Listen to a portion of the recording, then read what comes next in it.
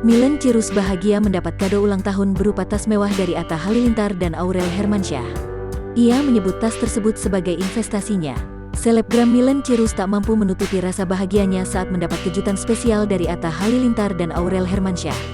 Ia tak menyangka bakal mendapatkan kado ulang tahun dari keduanya.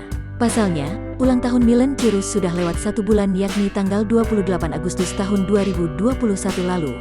Atta dan Aurel pun memberikan kado yang istimewa. Momen tersebut terjadi saat Milen hadir di acara 4 bulanan kehamilan Aurel, Minggu tanggal 19 September tahun 2021. Awalnya Atta dan Aurel memberi kado tipuan untuk Milen.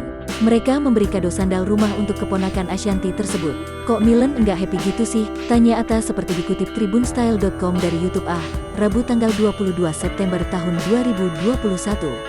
"Makasih lo kadonya, semoga berkah ya," ujar Milen. Beberapa orang yang hadir di momen itu tampak menggoda Milen. Mereka menyebut rasa terima kasih Milen palsu karena tak mendapat hadiah yang diinginkan.